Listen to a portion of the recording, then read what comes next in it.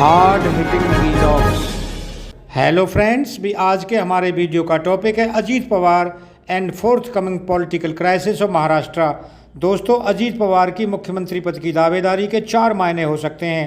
पहला, वर्तमान एकनाथ शिंदे सरकार पर मंडराते अस्थिरता के बादल। दूसरा, संकट को अपने पक्ष में भुनाने की महत्वाकांक्षा।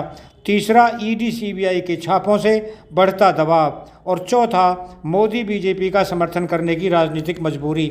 दोस्तों, इसमें कुछ बीजेपी की चिंताएं भी हैं। नंबर 1, वर्तमान में शिंदे की शिवसेना और बीजेपी की गठबंधन सरकार 166 सदस्यों के साथ बहुमत में है। इसमें बीजेपी के 105, शिंदे शिवसेना के 40 विधायकों के अलावा 12 निर्दलीय और 9 छिटपुट पार्टियों के हैं। नंबर 2, शिंदे और बीजेपी विधायकों की संख्या कुल 145 है।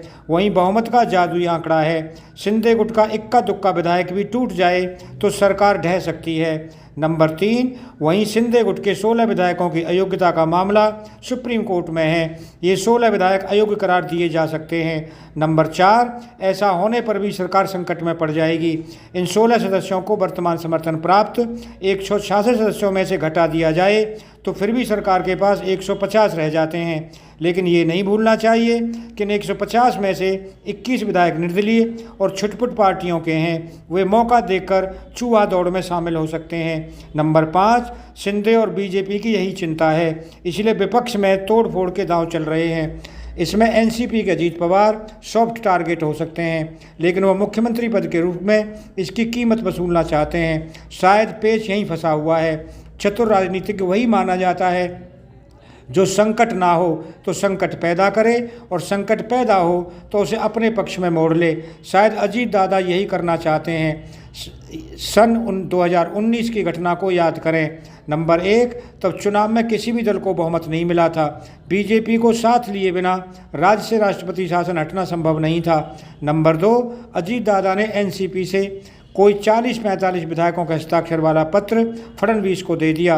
बीजेपी खुश हुई कि उसने एनसीपी को तोड़ दिया। रात भर में ही राष्ट्रपति शासन हट गया और सुबह सरकार भी बन गई। देवेंद्र फडणवीस मुख्यमंत्री और अजीत पवार डिप्टी सीएम बन गए। नंबर 3, लेकिन एक दिन में ही पासा पलट गया। एनसीपी विधायकों ने कन्नी काट ली और अजीत दादा को इस्तीफा देना पड़ा। इस तरह एनसीपी में बगावत का अजीत दादा का पहला एपिसोड फेल हो गया। लेकिन उनके चाचा एनसीपी सुप्रीमो शरद पवार ने कांग्रेस, उद्धव ठाकरे और शिवसेना को कांग्रेस के साथ मिलकर तीनों का असंभव सा लगने वाला गठबंधन बना लिया। उस सरकार में भी अजीत दादा का सिक्का चल गया और वह फिर से डिप्टी सीएम बन गए।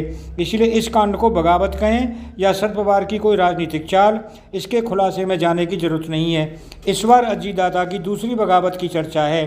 पर्दे के पीछे बीजेपी अजीत दादा के बीच मंत्रणाएं चलती रहती हैं। पिछले हफ्ते मुंबई में आयोजित एनसीपी की महत्वपूर्ण बैठक में अजीत दादा शामिल नहीं हुए। वो पुणे में पहले से तय किसी कार्यक्रम में शामिल हुए और अपने समर्थक विधायकों से मेल मुलाकातें करते रहे। कोई 30-35 विधायक उनके साथ आने को तैयार हैं। यदि इतने विधायक आते हैं तो उसे पार्टी में फूट माना जाएगा और ये दल बदल कानून से बच जाएंगे। शिंदे गुट के 16 विधायकों पर अयोग्यता की टंगी तलवार से बीजेपी इस समय सतर्क है। अजीत दादा के साथ आते समय ऐसा कोई संकट बीजेपी दोबारा नहीं चाहती। लेकिन अजीत दादा की यह दूसरी बगावत भी असफल होती दिखाई दे रही है। इसीलिए जनता की अदालत में वो आए और मुख्यमंत्री पद का अपना दावा ठोक दिया। साथ साथ ये भी कह दिया कि जीते जी एनसीपी नहीं छोड़ूंगा। इसमें भी शरद पवार की बल्ले बल्ले है। न सांप मरा, न लाठी टूटी, न एनसीपी टूटी, न अजीत दादा का कद बढ़ा। खुदा न खास्ता शिंदे फडणवीस सरकार गिर गई तो शरद पवार कोई राजनीतिक चमत्कार भी करवा सकते हैं। उद्धव, शिंदे, कांग्रेस को जोड़कर नई सरकार बन सकती है और तब अजीत दादा के मुख्यमंत्री बनने का रास्ता खुल सकता है। वैसे उनके खिलाफ सिंचाई घोटाले और महाराष्ट्र सहकारी बैंक से एनसीपी से जुड़े लोगों की चीनी मिलों को अनाप शनाप लोन मंजूर कराने के आरोप हैं। ईडी ने बैंक मामले में पहला आरोप पत्र दाखिल कर दिया है। इसमें अजीत दादा का नाम नहीं है, लेकिन दूसरा पूरक आरोप पत्र भी दाखिल हो सकता है। दोस्तों, राजनीतिक दांवपेच में चाचा भतीजे एक जैसे हैं। चाचा शरद पवार ने एक चैनल को इंटरव्यू में कह दिया था कि अडानी मामले में संयुक्त संसदीय समिति यानी कि जेपीसी जांच की जरूरत नहीं है। जब हो हल्ला हुआ तो पलट कर कहा कि एनसीपी जेपीसी को उपयोगी नहीं मानती। लेकिन विपक्ष चाहता है तो हम इस पर दबाव नहीं डालेंगे। अब भतीजे अजीत दादा ने एक मराठी अखबार को दिए इंटरव्यू में मुख्यमंत्री पद का दावा ठोक दिया। बाद में हो हल्ला हुआ तो कह दिया, मैं जीते जी एनसीपी नहीं छोड़ूंगा। राजनीतिक वार पलटवार में हो गए ना, जैसा चाचा वैसा भतीजा। दोस्तों, अगर आपको ये वीडियो पसंद आया हो तो चैनल को सब्सक्राइब करें, वीडियो को लाइक करें, ज़्यादा से ज़्यादा शेयर करें। आप लोगों का बहुत बहुत धन्यवाद। Thank you very much.